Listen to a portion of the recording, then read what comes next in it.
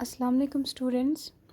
तो अपना topic continue करते हुए आज हमें पार्ट सेकंड पढ़ना है हाउसिंग सिस्टम का। ठीक है, हाउसिंग सिस्टम मैंने वो मतलब कि हम पढ़ रहे हैं कि हम किस तरीके का घर बनाते हैं एनिमल्स के लिए। ठीक है, किस तरीके का सिस्टम होता है इनके रहने का। ठीक है, तो इसमें हमने पहला पार्ट पढ़ा, उसमें हमने कुछ टाइप्स पढ़ी, फिर बेसिक्स पढ़े एनिमल हाउसिंग में क्या क्या होना चाहिए, और भी हम आगे इसी रिलेटेड टॉपिक पढ़ रहे हैं। ठीक है ना, सेकंड पार्ट में भी एक एक चीज़ बताई गई है कि किस किस पार्ट में किस किस एनिमल को रखा जाता है। ठीक है ना, यानी कि हम हाउसिंग सिस्टम को ही कंटिन्यू कर रहे हैं पढ़ना। ठीक है, अब क्या है कि हमने बोला कि एक हाउसिंग सिस्टम जो होता है, जो हाउस होता है, जो एक डेयरी फार्म होता है, उसके अलग अलग सेक्शंस होते हैं ना, उसके बहुत सारे सेक्शंस किए होते हैं।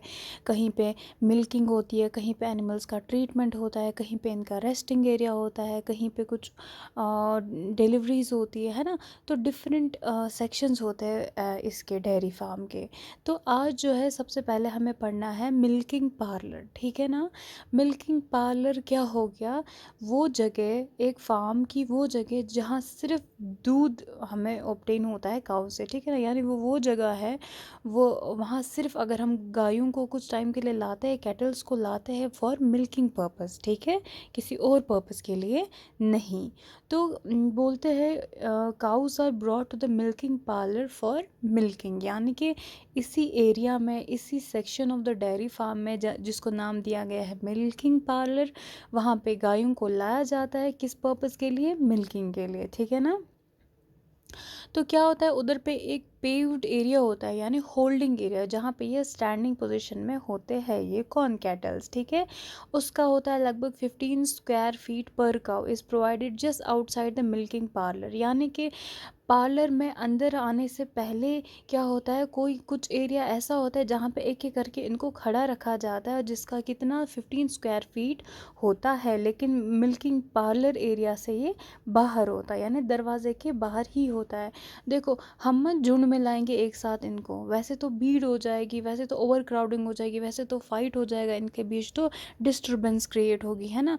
तो इसीलिए एंट्रेंस पे ही साइड में एक होल्डिंग एरिया होता है हर एक गाय के लिए, जहाँ पे इनको स्टैंडिंग पोजीशन में रखा जाता है। ठीक है, उसके बाद बोला गया है हर एक काऊ के बीच जो स्पेस होनी चाहिए, यानी इनको साथ साथ नहीं रखा जाता है, कुछ दूरी पे रखा जाता है, और वो कितनी है वो यहाँ पे मेंशन की गई है। ठीक है, और बोला जाता है कि जो गायें होती है उधर मिल्किंग पार्लर में, ये सब, ये तो पता ही होगा, आप अंदाज़ा लगा सकते हैं, ये सब स्टैंडिंग पोजीशन में होती है ना, क्योंकि मिल्किंग है ना, मिल्किंग हमें मिल्क हासिल करना है ना इनसे, तो ये सब खड़े होते हैं।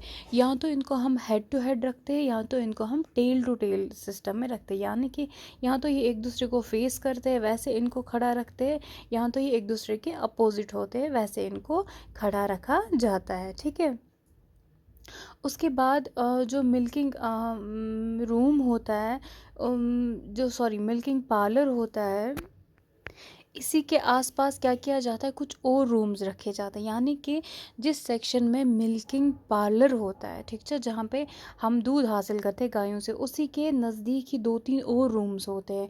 कुछ एक रूम में क्या होता है, काउज होते हैं, यानी बिछड़े होते हैं, उन्हें वहाँ रखा जाता है ताकि वो दूध पिए इन गायों से, है ना।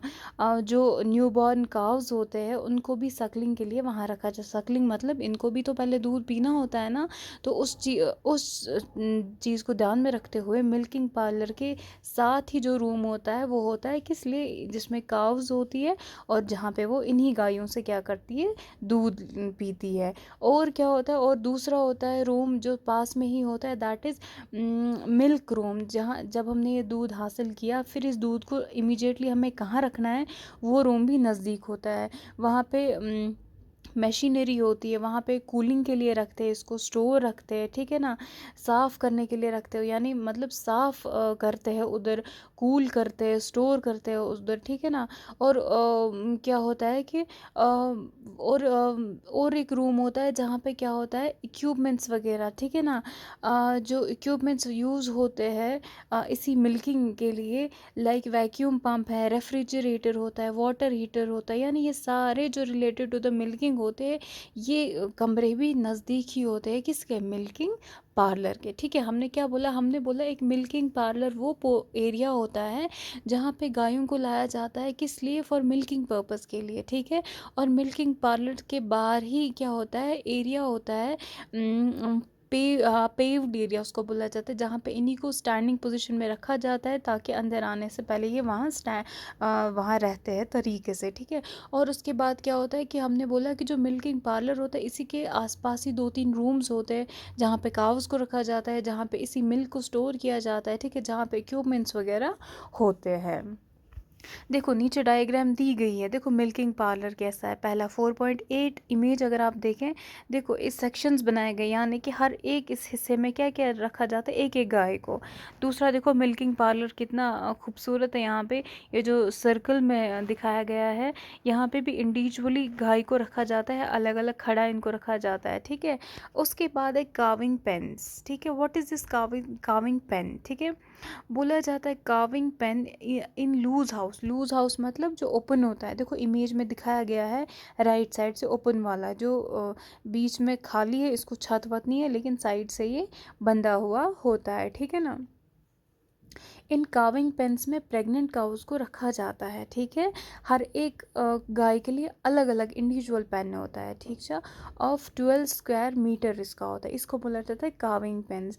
या इनको गायों को कब रखा जाता है, before 2 to 3 weeks of calving, यानी काविंग के 2 से 3 हफ्ता पहले, अभी इन्होंने बिचड़े को जन्म नहीं दिया होता है, उससे 2-3 हफ्ता पहले ही गायों को, प्रेग्नेंट काउस को लाया जाता है इन्हीं काविंग पेन्स में। ठीक है, फिर वो वहाँ पे रहती है till 3 to 5 days after calving. अब इन्होंने बिचड़ा भी दिया, फिर बिचड़ा देने के बाद 3 से 5 दिन तक ये उधरी काविंग पेन्स में रहते हैं। ठीक है ना, लगभग ये काविंग पेन्स भी अवेलेबल होते हैं कहाँ, हमारे फार्म में। देखो दिखाया गया है इमेज में, एक है closed area of calving pens, यानी कि अंदर क्लोज्ड एरिया जहाँ जो बंधा हुआ है चारों, वो जो कन्वेंशनल में आता है। ठीक है, चार दीवारी है, रूफ है, खिड़कियाँ है। देखो यहाँ पे कैसा काविंग पेन रखा है, एक इंडिविजुअल गाय को रखा है। अब आप राइट साइड से देखो, ओपन एरिया काविंग पेन, खुला एरिया है, और एक काविंग पेन में एक ही गाय को रखा जाता है। ठीक है, मगर किन गायों को, जो प्रेग्नेंट होती है। अब है काफ शेड। काफ शेड का मतलब हो गया जो बिचड़ा पैदा हुआ उसके लिए कौन सा एरिया रखा जाता है, that is known as calf shed. ठीक है ना, काफ शेड जो होते हैं वहाँ पे एक ही काफ को रखा जाता है, जो बिचड़ा होगा एक काफ शेड, एक काफ इंडिविजुअल काफ के लिए होता है। ठीक है, अप टू इनको कब तक रखा जाता है, लगभग 8 वीक्स तक इनको वहीं रखा जाता है, जिसकी लगभग हाइट होती है 75 सेंटीमीटर। ठीक है ना, और क्या होता है, 5% जो होता है काफ पेन्स होते हैं अवेलेबल हमारे इस फार्म में। ठीक है, after individual housing calves are placed in a group housing system.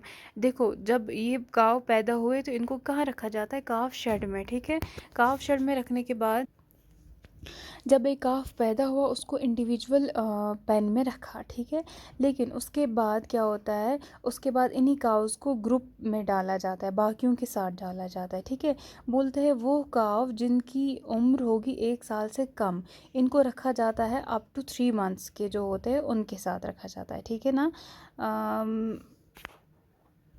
जो काफ होते हैं यानी जो 1 साल के हुए होते हैं इनको रखा ग्रुप में किया जाता है इंटू 3, यानी ये इनको ग्रुप में रखते हैं, 3-3 के साथ रखते हैं, लेकिन कब तक, 3 महीने तक रखते हैं, या 3 से 6 महीने तक, एंड बस एंड 6 से कुछ टाइम, 6 महीने से मतलब कुछ टाइम तक इनको रखते हैं, यानी 6 महीने तक इनको रखा जाता है ग्रुप में। फिर इनको बाकी बड़े जानवरों के साथ फिर बाद में डाला जाता है, पहले नहीं डालते। ठीक है ना, पहले इन्हीं को काउस को below the age of the 1 year are group into 3, यानी 3 को रखा जाता है एक साथ, कब तक, up to the 6 months, and after that इनको फिर बाकियों के साथ डाला जाता है।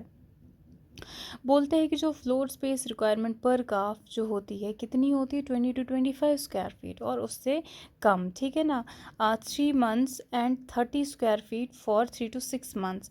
जो 3 महीने के होते हैं उनकी फ्लोरिंग स्पेस कितनी होती है, फ्लोर स्पेस यानी 20 to 25 स्क्वायर फीट, और उससे जो ज़्यादा होता है 3 to 6 मंथ्स, ठीक है, उनका होता है 30 स्क्वायर फीट।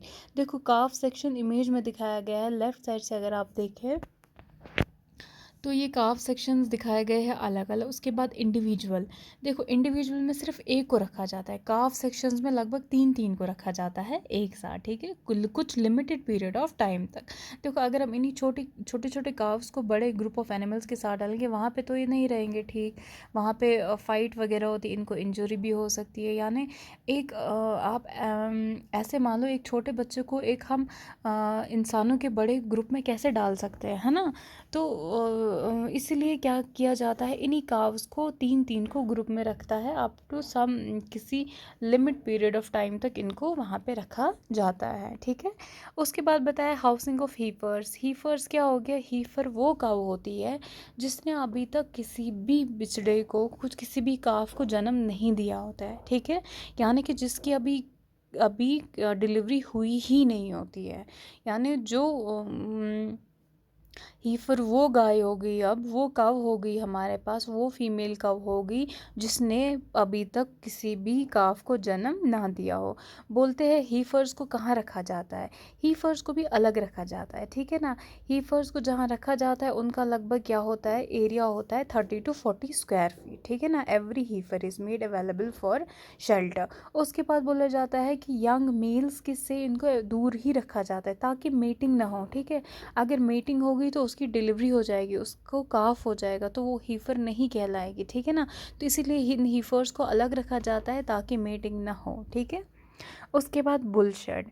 बुल शेड यहाँ यानी कि जहाँ पे हमने बुल्स को रखना है, ठीक है, वो एरिया जहाँ पे बुल को रखना है, वो पोर्शन जो होता है वो बड़ा उसमें अच्छा खासा एरिया होना चाहिए ताकि ये बुल जो है इधर उधर थोड़ी मूवमेंट कर सके, चल सके। देखो अगर कम एरिया होगा ना बुल शेड का, ये बुल जो होते हैं पहले ही बल्कि होते हैं, अब अगर एक ही जगह बैठेंगे तो इनका वेट ज़्यादा गेन होगा और ये काम नहीं कर पाएंगे।